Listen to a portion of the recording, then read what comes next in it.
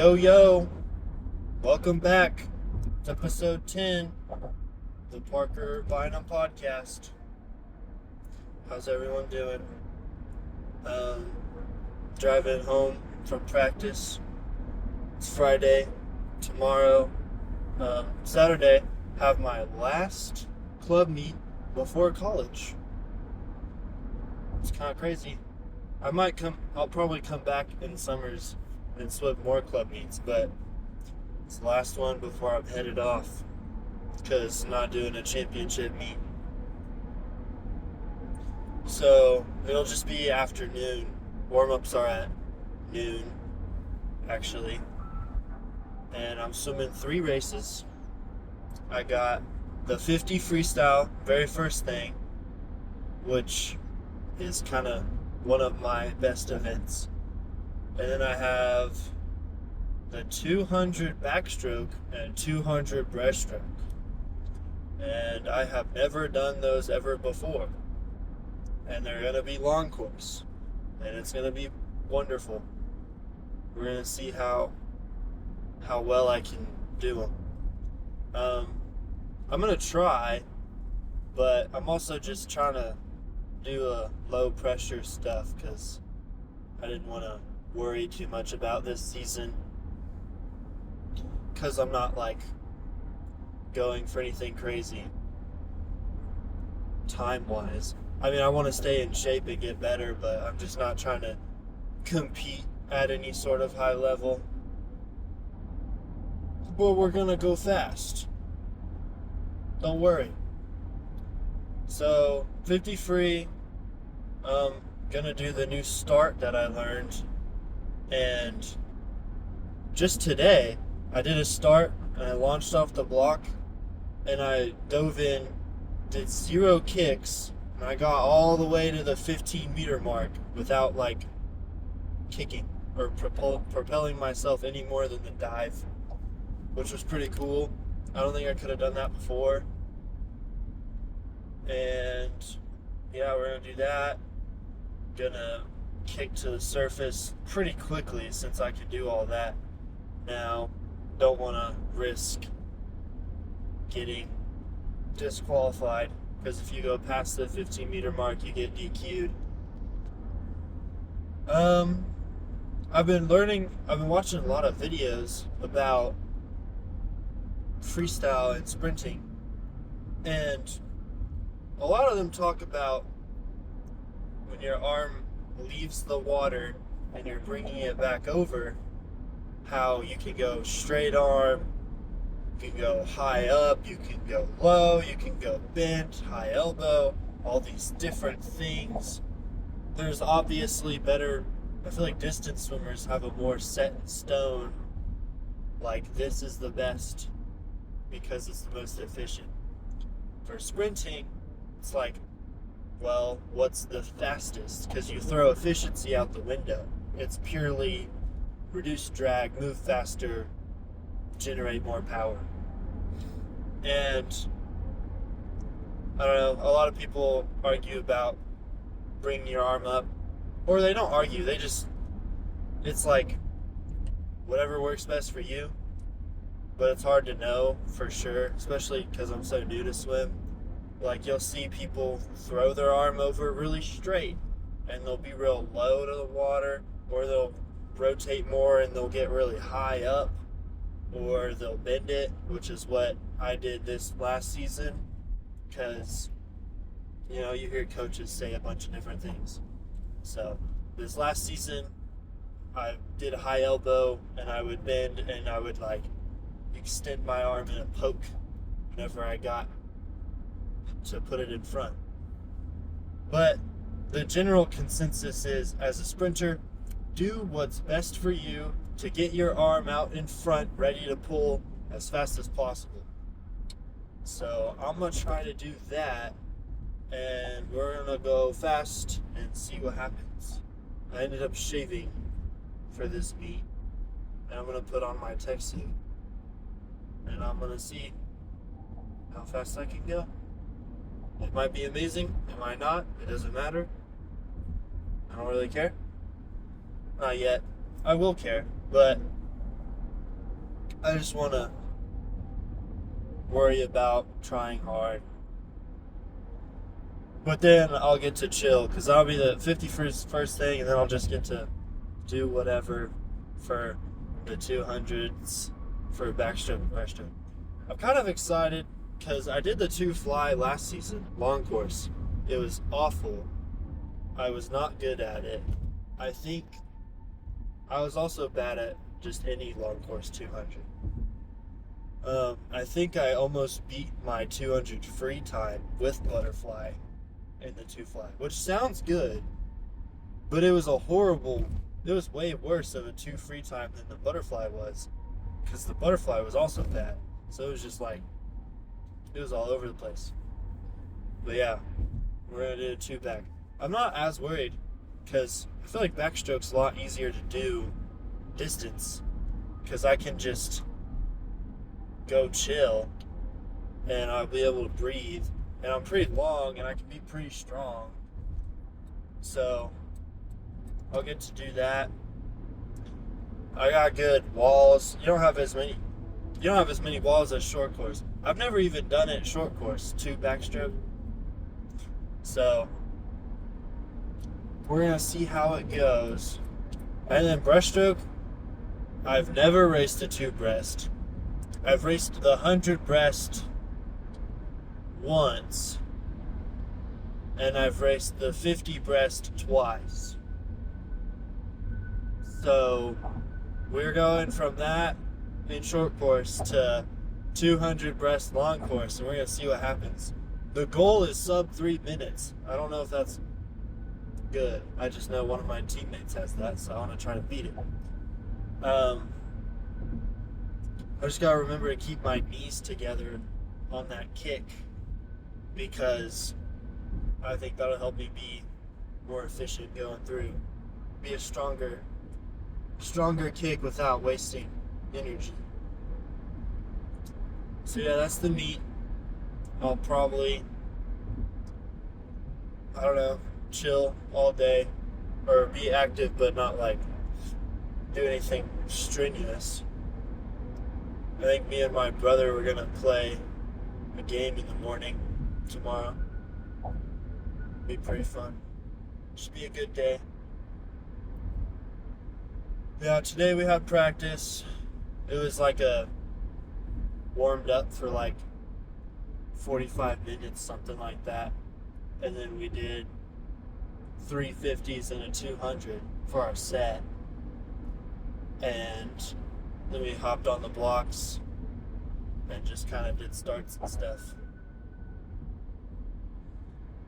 It was all right. Warm-up had a lot of 300s and kind of just went slow. Wasn't very enjoyable. Pretty boring. But it was one of those long course practices, just building endurance, I guess. I don't know, loosening up, getting ready for tomorrow. I've heard so much stuff about technique for swimming anymore that I almost just don't even know what's right, what's wrong.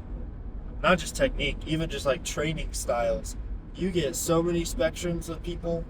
It's like most yardage is the best. Or you get people like Cameron McAvoy, who swims right around 500 meters per practice. And he doesn't even swim every day. And he's a world record holder. And it's like, why do both opinions exist? And how are both viable? Like, there's people that do the garbage yardage idea, where it's just like, swim as much as possible. Like Michael Phelps. And then he's one of the greatest ever. But then all these world record holders out here are like, quality over quantity, and they're also really good at what they do. So I guess that's the difference. Michael Phelps was literally good at a lot of things, so it's almost like obviously he didn't do quality over quantity, because he was trying to be good at a lot, so he just had to spam quantity. That would make sense. But I feel like for the 4IM, you could still be specific to it without spamming as many yards as possible, or just hours in the pool. Because, at least for me personally, right now, my goals lie in sprinting, because that's the most enjoyable to me.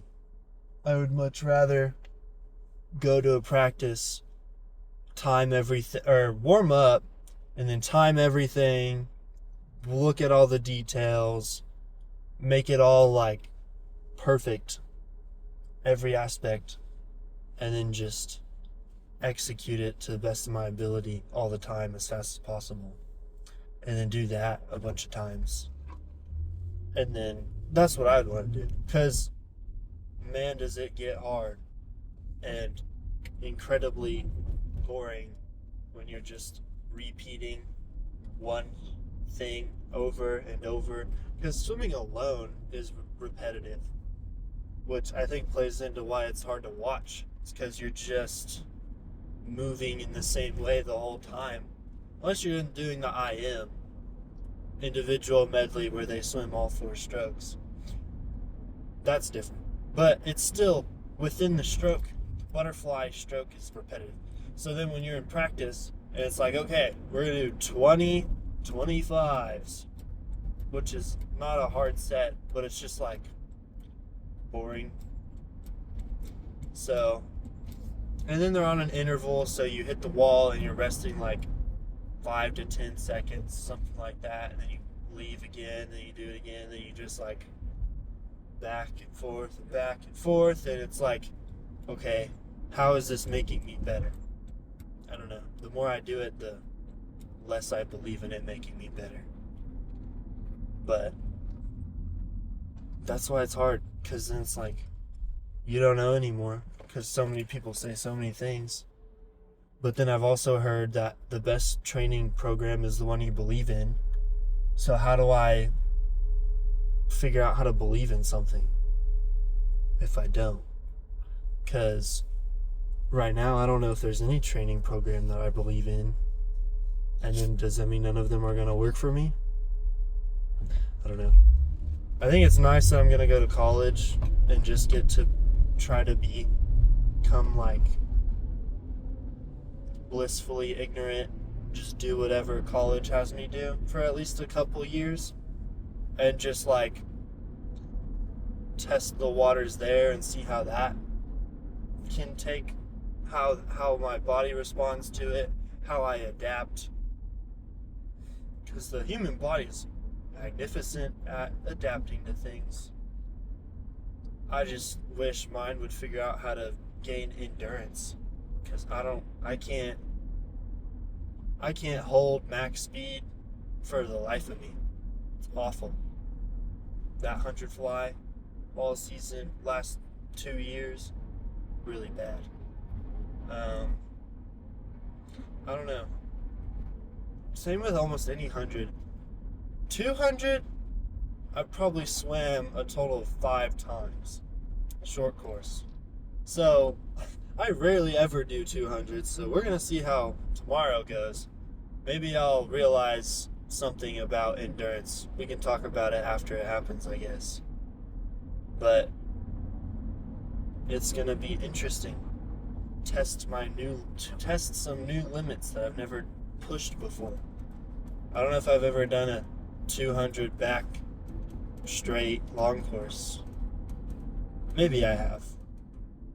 But I've definitely ever done a 200 breast long course.